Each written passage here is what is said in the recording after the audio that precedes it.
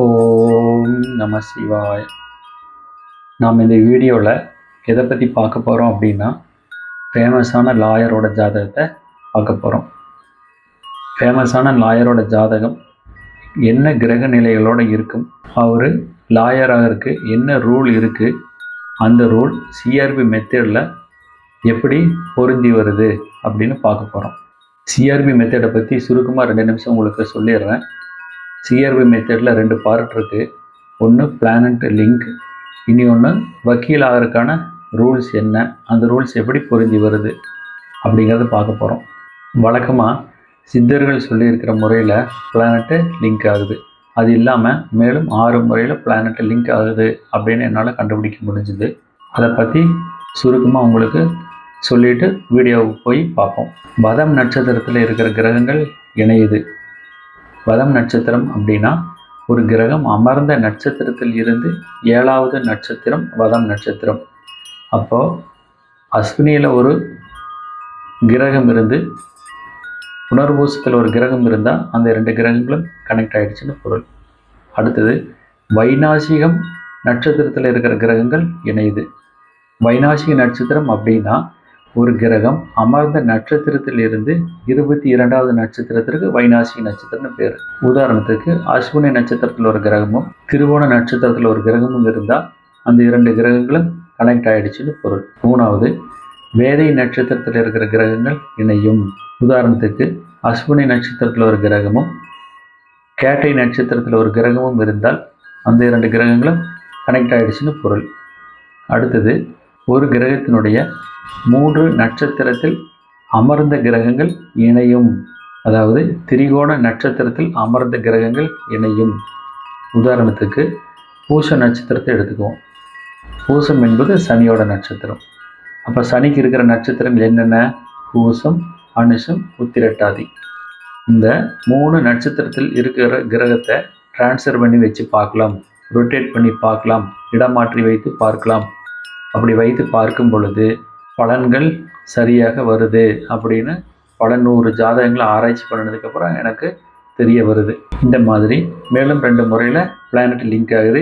அதை பற்றி எலாபரேட்டாக டிஸ்கிரிப்ஷனில் இருக்கிற லிங்கில் போய் பாருங்கள். இப்போ நம்ம வீடியோக்குள்ளே போகலாம். இந்த ஜாதகர் பிறந்தது மகர லக்னம். லக்னத்துக்கு 2ஆம் வீட்டில் சனி இருக்குது, 4ஆம் வீட்டில் குரு மாந்தி இருக்குது, 5ஆம் வீட்டில் ராகு இருக்குது, 7ஆம் வீட்டில் சந்திரன் இருக்குது, 8ஆம் வீட்டில் செவ்வாய் இருக்குது, 11ஆம் வீட்டில் சுக்கிரன் கேது இருக்குது, 12ஆம் வீட்டில் சூரியன் புதன் இருக்குது. என்ன விதி இருந்தனால இவர் வக்கீலானார் அப்படிங்கிறத பார்க்கலாம்.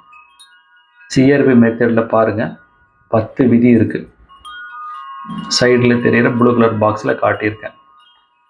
இந்த 10 விதியுமே இவருக்கு பொருந்தி வந்ததுனால தான் ஃபேமஸான வக்கீலாக ஆக முடிஞ்சிச்சு.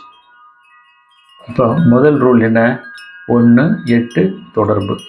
அதாவது லக்னத்திற்கு 8 குடையவருடைய தொடர்பு. இவர் பிறந்தது மகர லக்னம். லக்னத்துக்கு அதிபதி யார்? சனி. அந்த சனி 8ஆம் வீட்டை பார்க்குறாரு. அப்போ 1, 8 கனெக்ட் ஆகிடுச்சுன்னு எடுத்துக்கணும். 2வது ரூல் 8, 10 தொடர்பு.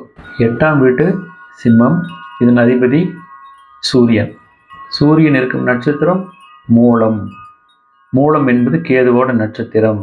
அந்த கேது விருச்சிகத்தில் இருக்குது. யாரோட இருக்குது? சுக்கிரனோட இணைஞ்சிருக்கு. சுக்கிரன் என்பது 10ஆம் வீட்டுக்கு அதிபதி.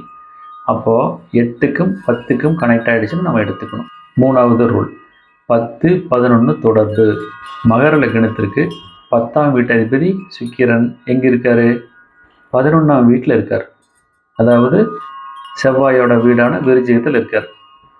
அதே சமயம் 11ஆம் வீட்டுக்கு அதிபதி செவ்வாய் சிம்மத்தில் இருக்குது. அங்கிருந்து தனது 4ஆம் பார்வை மூலமாக சுக்கிரனை பார்க்குறார். செவ்வாய் 4ஆம் பார்வை மூலமாக சுக்கிரனை பார்க்குறார். இப்படியும் 10, 11 கனெக்ட் ஆகுது.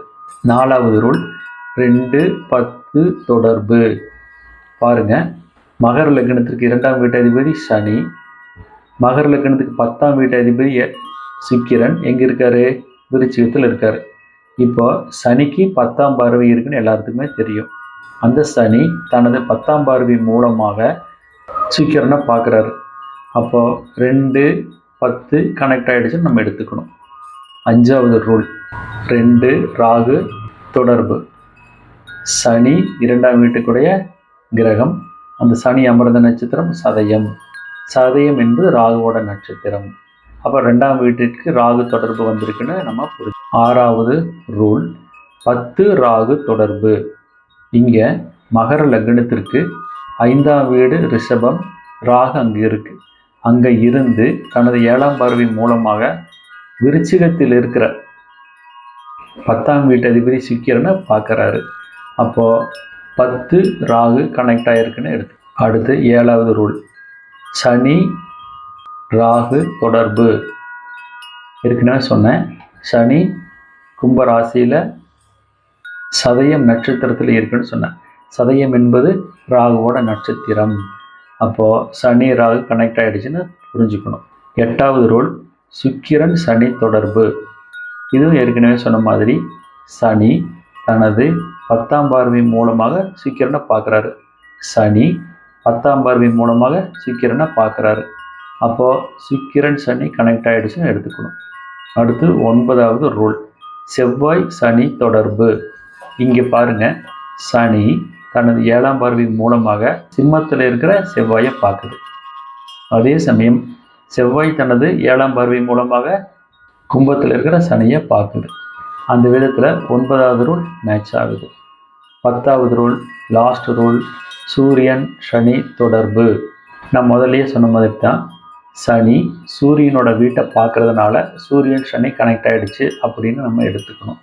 இந்த விதத்தில் ஒரு லாயரோட ஜாதகத்தில் சிஆர்பி மெத்தடில் சொல்லியிருக்கிற இந்த 10 ரூலுமே எப்படி புரிஞ்சு வருதுன்னு நம்மளால் பார்க்க முடிஞ்சிச்சு.